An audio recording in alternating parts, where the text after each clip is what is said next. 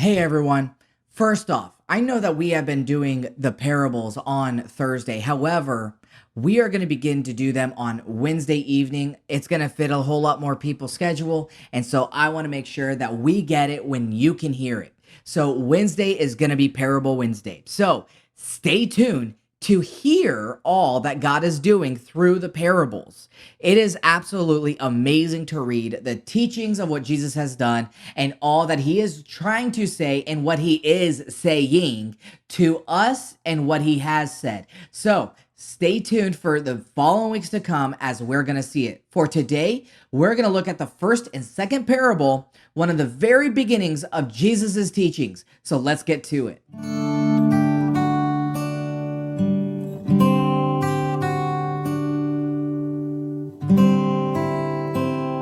All right, so here it is. The very first two parables that we see show up in the New Testament that Jesus taught. It's going to be in Matthew chapter 9, verse 16 and 17. So I know that I said parable 1 and parable 2, okay? I heard me. But this is really two different things that he's speaking on that I want to talk about. So I consider it to be parable 1 and parable 2, but really it's within the exact same story and they go hand in hand right together. So there's no difference. It's the exact same of what God is trying to get across to us. So in Matthew chapter 9, beginning in verse 14, I want to give us context on what is being said and why it's being said. So beginning in verse 14, it says, "Then the disciples of John came to him saying, 'Why do we and the Pharisees fast often, but your disciples do not fast?' And Jesus said to them, 'Can the friends of the bridegroom mourn as long as the bridegroom is with them? But the days will come when the bridegroom will be taken away from them, and then they will fast. No one,'" here's the first parable, verse 16, "no one puts a piece of unshrunk cloth on an old garment, for the patch pulls away from the garment, and the tear is made worse." Here's the second one, verse 17. "Nor do they put new wine into old wineskins, or else the wineskins break, the wine is spilled, and the wineskins are ruined. But they put new wine into new wineskins, and both are preserved." So right here, this is a great parable. I love them all. They're all really good. But this one is really good. I really mean it because of the time that we're living in. This one is okay, it's really good. These are the first of Jesus's parable. We're going to see the very first this week and next week as we hit 3 and 4 next time.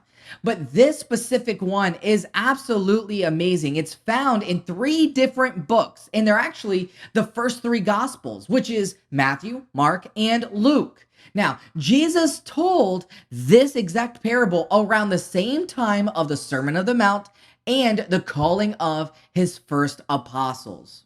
So what is the point he is making with the story about an old coat and an old wineskin? Come on, Jacob, we don't want to hear about something old. We want to hear about something new. We need to understand what the old is so we can get new, okay? So here it is. The metaphors were drawn from contemporary culture in the time of Jesus. Wineskins would stretch with new wine being put in as it continues to ferment, and then they would harden. If new wine was put into a hardened wineskin, the continued fermentation risked the bursting of the skin. Now, similarly, new cloth would be expected to shrink considerably. So using it to patch already shrunk cloth would be asking for a whole lot more problems. So the point, of course, is that he, as in Jesus, has a new message, or what you and I like to say is has good news. He has good news for us, which brings me to my next question. In what ways does following Christ require us to replace old habits with new ones? And here's the other question. Why do we resist making these changes? Oh man, we are getting deep into this, y'all. None of us like to give up something that is completely familiar or even comfortable, okay? When we're comfortable, it is hard to get out of that routine. When we are so used to doing something so specific, to get out of it is like trying to go against the grain. It is difficult. Well, this is even more true when this something has been the controlling point of our view of reality, morality, and religion. So we have a tendency to plug in a new good experience or teaching into our old religion context and make it fit. Now look at this. Jesus's point here in this word, in this parable here, is that what he brings cannot be made to fit into the old order and old forms of religion, which the Jews were familiar with.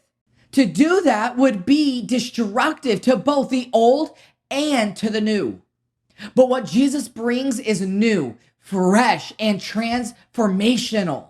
Becoming a Christ follower, a Christian, is a whole new life, not just another religion to be thrown into the world mix of faiths. No, in the world today that we hear a lot of people say they're Christian, but they don't live it. Now, I'm not the judge. Jesus is the judge. But what I want to encourage you to do is to make sure you are a true follower of Christ and look at the way that you are living your life.